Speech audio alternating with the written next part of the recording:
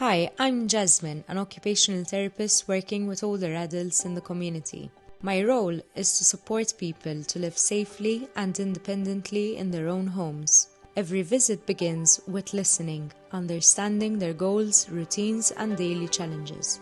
We work together to identify what matters most to them. We include family members because independence is a shared journey. Occupational therapy helps people continue doing activities they love and stay engaged in meaningful everyday life.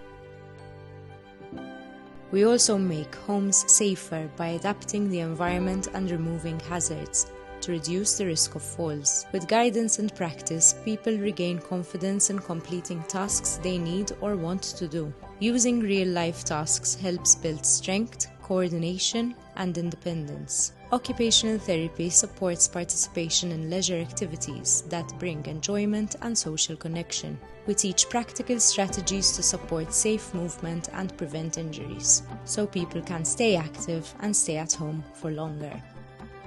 OT is about living well, from self-care to household tasks and community participation. We empower people to do what gives their life meaning.